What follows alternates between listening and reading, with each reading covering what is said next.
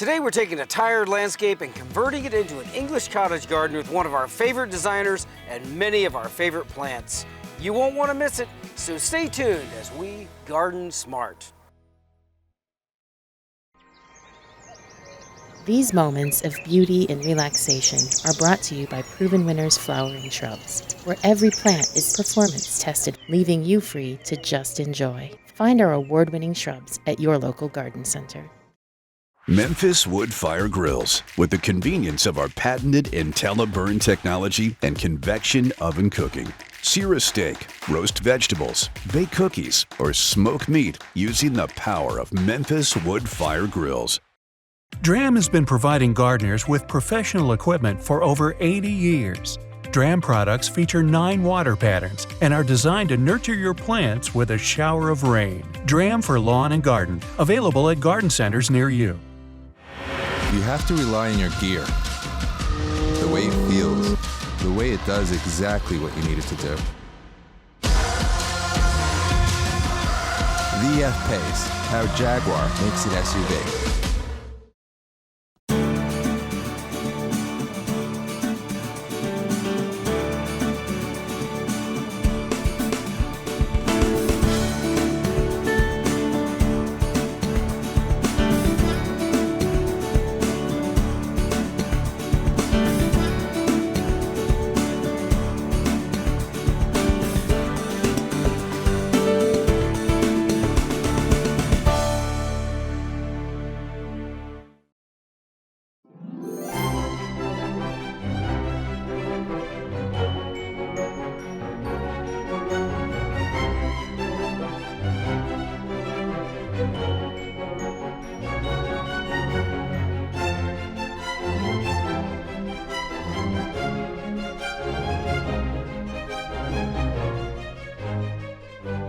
Good garden design starts with a vision for what the site can be, a healthy dose of creativity, and a good working knowledge of plants.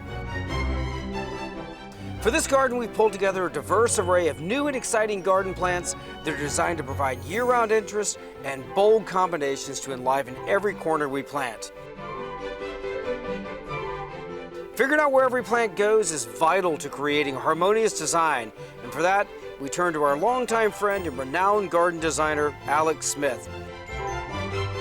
I've admired his work for years and have always been impressed with how he is able to seemingly effortlessly transform a space into something that is not only beautiful, but is also warm and inviting.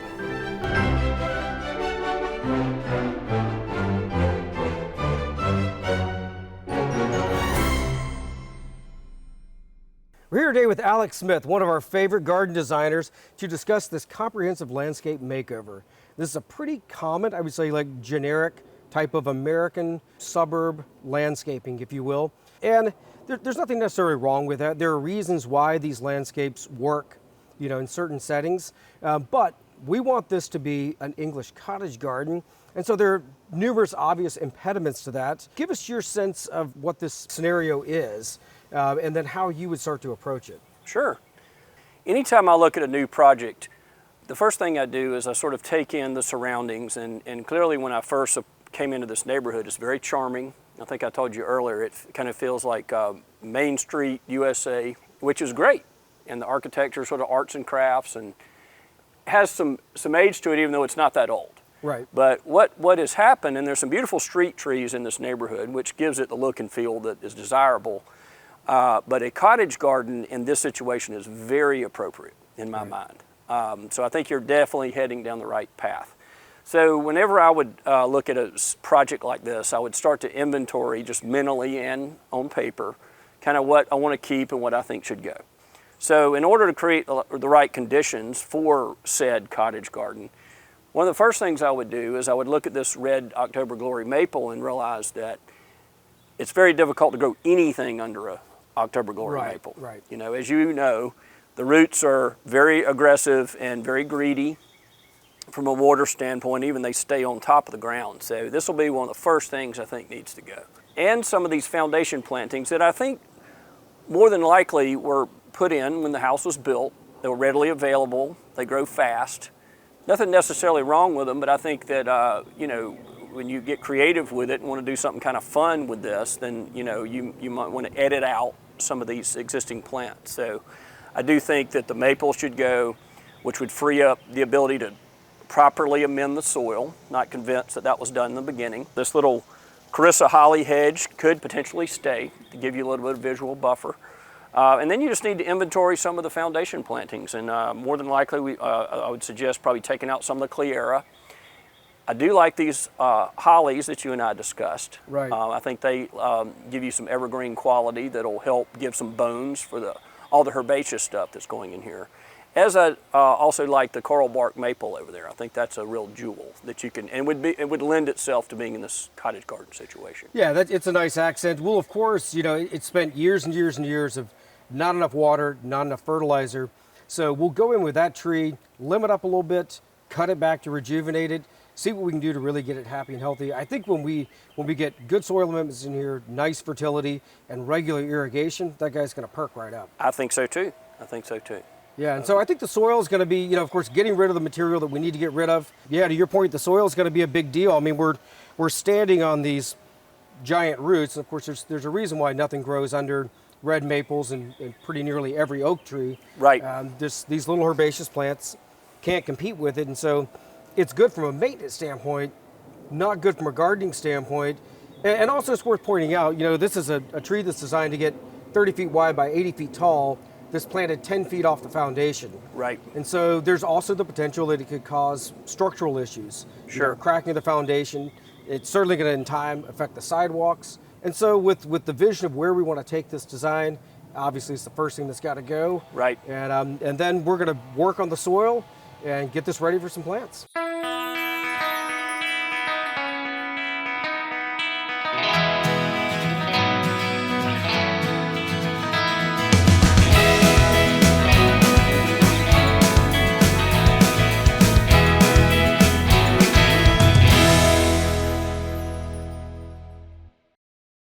Well, Alex, we spent all of last week getting this site ready to plant, and it was a lot of work, I'll tell you. I can tell.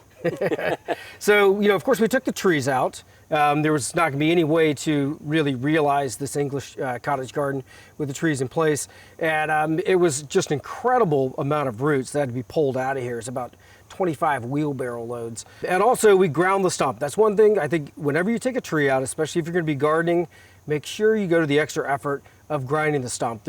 Otherwise, you're just delaying years and years and years of waiting for that thing to naturally rot. So after we did that, we brought in a little mini excavator, took out all these large shrubs. We needed the excavator to help us get all the roots out and to loosen the soil up to where we could actually start prepping it. And soil prep, as you know well, is one of the most important steps from the standpoint of laying the foundation for a garden. Absolutely. It is the most important step. That's the best money you can spend. Right. Some clients, I encourage them just to put more money into the prep and then buy plants as they can afford them, because you can't do it later. Right, and I mean, that's a great point.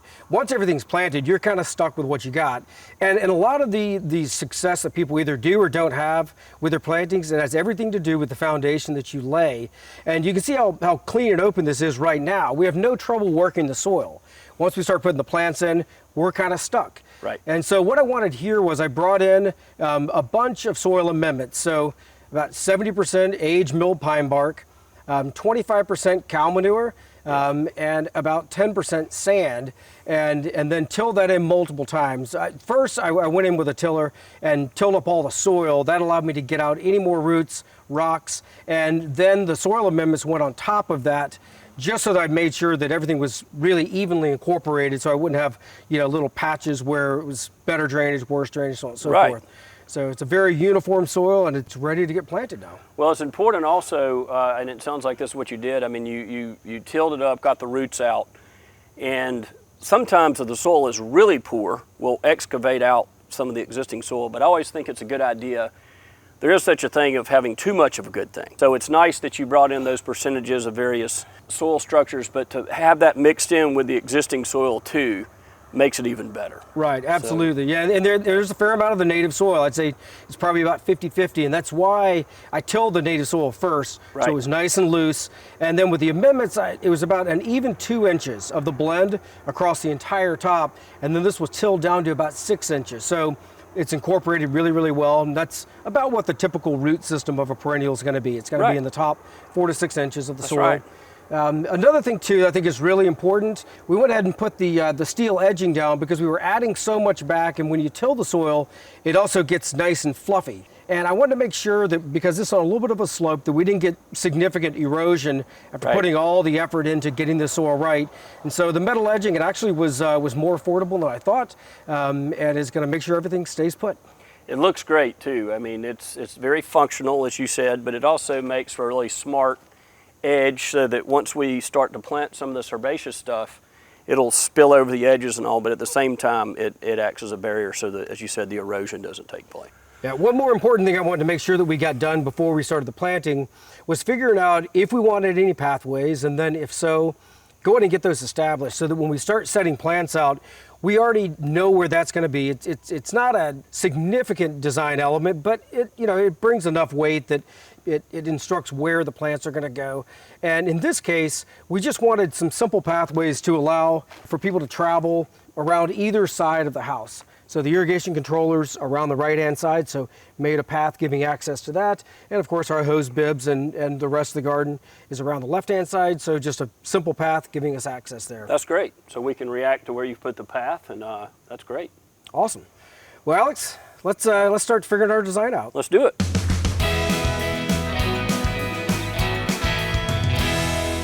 I've done many, many gardens in my career as a horticulturalist. And for me, even there's always this moment when you have this blank slate that's a little intimidating. I don't do this occupationally the way that you do. I enter into it with some fear and trepidation. And I want you to talk about the process of starting the design in your head, whether it's you sitting at the site or sitting in front of a piece of paper and figuring out, okay, what am I going to do? In this specific garden here, you're dealing with certain limitations with any garden, whether it's site, hardiness, conditions, etc.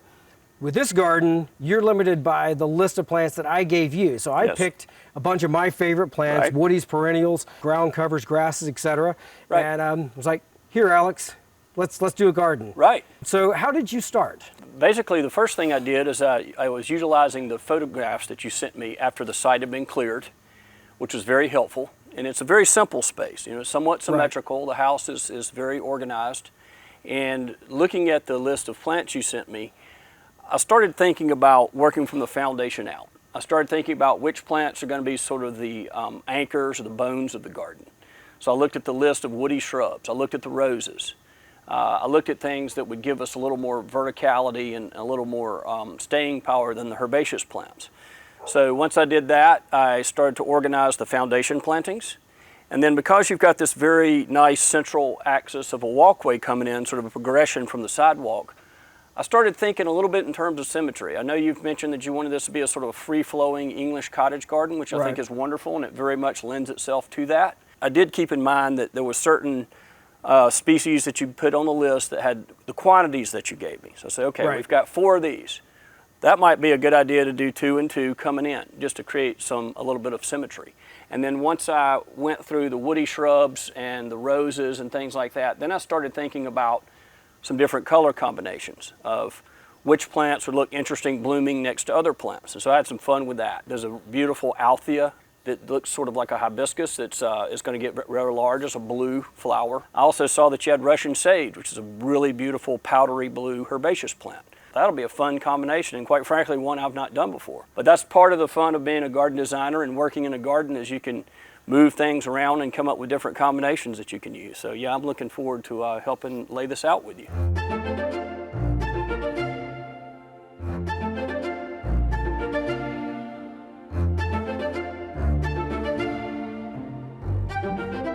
All right, Alex, we got all of our plant material set out, and it actually went a lot faster than I expected, but that's because we've got the professional here. And what a great eye you have, man. I appreciate it very much. Well, it's always, when you have a wide variety like this, it's always good to have a plan to at least start with. And as you noticed, as we started to get into it, normally when I draw a plan, by the time I get finished drawing the plan, I almost have it committed to memory.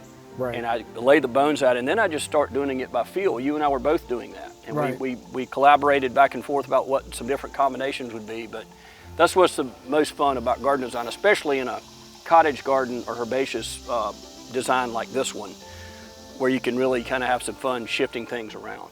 Yeah, well, let's talk about this little area right here. The colors are so much fun, and I love what's happening with the textures. And we've got a nice combination of flowering plants and evergreens and variegated foliage. Just kind of talk us through the way you were thinking about the design. Well, hydrangeas are very popular. Limelight is one that's been on the market for several years. It's a true performer. So we've got a limelight hydrangea over here, and a limelight can get upwards to 5 by 5, 6 by 6. So it sort of dominates. So I wanted to put this in the corner as sort of an anchor. And I thought with the coloration of the limelight, starting out chartreuse and then turning pure white and fading back to chartreuse, I thought it'd be really beautiful to play off this variegated grass. Right. So I think those two will work well in combination. I mean, the idea would be the limelight grows up big, and then the grass is sort of commingle through it, which I think will be nice. So over here in the center part of this design, we've got some beautiful echinacea, and then you've splashed in some Gerber daisies, and we've got some phlox. I can imagine when all of this is in bloom, it's going to be quite electric. It's going to be a riot of color. I had not seen this particular Weigelia, which is a woody shrub, and when I saw this echinacea called Cheyenne Spirit, I believe, that's got all the different hues of rust colored and orange and yellow, I thought it worked really well with the foliage of this Weigelia, and then with the orange of the Gerber daisies. Absolutely. And then behind all this, kind of anchoring this section of the design, we've got Itea Setlandia, which is, of course, wonderfully fragrant, a little more compact. Itea is a great native. I'm anxious to see what this will do. It stays a little smaller, but that'll be a wonderful combination between the foliage of the Japanese maple, the white racemes of the Itea, and then the variegated hostas. I think that'll work really well. Of course, the entryway to this home is a very prominent feature, and pretty much everyone that comes to visit is going to have to walk down this path. And so it was an important part of the way that you thought about the design was, how do we actually, set off this architectural feature, which is the entryway to the home. And you've done a really nice job of adding something that is a little more formal, because there's no getting around the formality of this straight edge pathway. Right. We utilize some dwarf spireas to create sort of a pattern or a succession of plants that frame this central axis or walkway. And then I thought it'd be a great idea. You had a nice assortment of sedums and ice plant and Lizomachia, which is creeping jenny. And what that will do is just form this beautiful tapestry of little creeping plants that will commingle and spill onto the path and really create a nice welcoming addition. We also have this kind of feature area right here, a little bit higher elevation, and went with a really nice collection of perennials. Here we've got some Guara, Monarda, Salvia Gregii.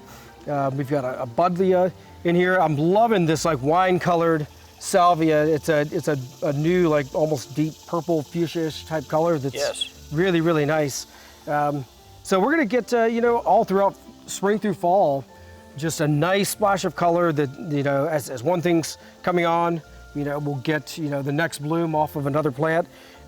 Sprinkled in some nice Coreopsis, 2 different varieties of tick seed that are a wonderful hardy perennial. It's gonna be great. We also incorporated a few rosemary plants, which I know you love to cook. Right. Or you're quite good at it. Yeah. So yeah, having some rosemary intermixed gives you some evergreen quality and also lends itself to this whole notion of being a cottage garden. You got some Baptisia over there in the corner that's a new variety that's yellow that will bloom really early, which will be, as you said, it will create a nice succession of blossoms. Yeah, and I love the foliage on Baptisia. It's one of those really nice kind of glaucous, like bluish foliage. And it's going to be a nice contrast to, the Monara and the Veronica, the Salvias that have more of that traditional deep green. And so that's where, thinking about the way that the foliage interacts with the garden, the bloom is very short on most plants. Right. And the foliage you live with for the better part of the season. So, and also I love the seed pods on Baptisia. I do too. They're great. Don't cut them down after they bloom. Right, and create some seasonal interest. Absolutely.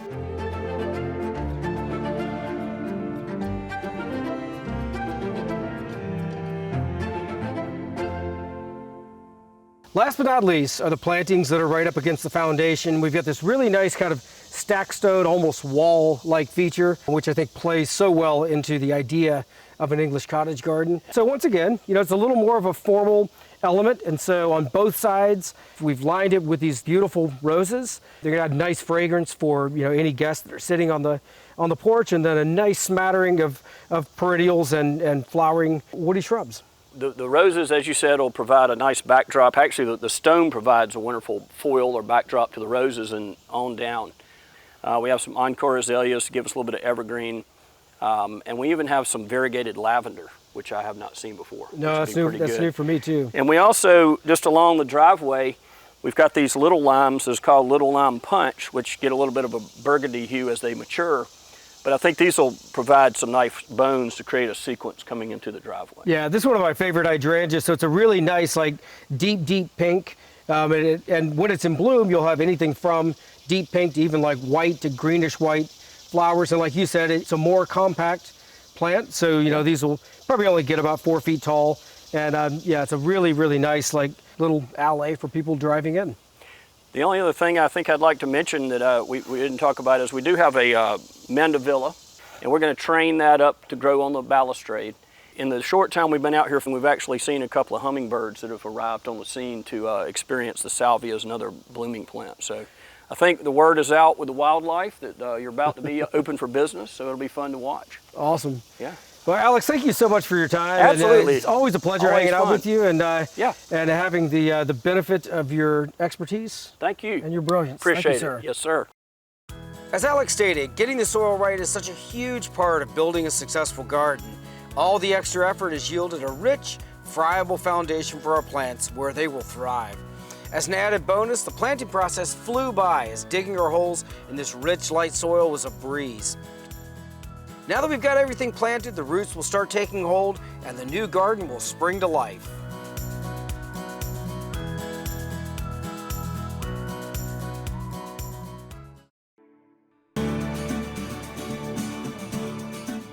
Each week we travel the country north to south, east to west, visiting some of the most exciting gardens, as well as talking to industry horticulturalists about design principles, new plants, and also how you can be most successful with your home gardens. We also love answering your gardening questions, so visit us on the web at GradenSMART.com.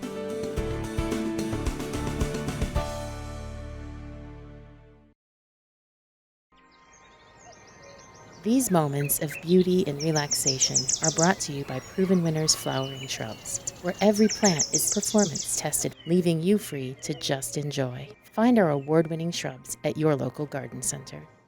Memphis Wood Fire Grills, with the convenience of our patented IntelliBurn technology and convection oven cooking. Sear a steak, roast vegetables, bake cookies, or smoke meat using the power of Memphis Wood Fire Grills. DRAM has been providing gardeners with professional equipment for over 80 years. DRAM products feature 9 water patterns and are designed to nurture your plants with a shower of rain. DRAM for lawn and garden, available at garden centers near you. You have to rely on your gear. The way it feels, the way it does exactly what you need it to do. The F-Pace, how Jaguar makes an SUV. Perhaps the thing that I love most about garden design is that everyone is a unique creative effort that has the potential to make a space come alive and give it its own personality. If you have questions about anything you've seen today, visit us on the web at GradenSMART.com. You can also find us on Instagram and Facebook. And remember, even if you're a master gardener, there's always more to learn. So join us next week for more great gardening tips and ideas as we garden smart.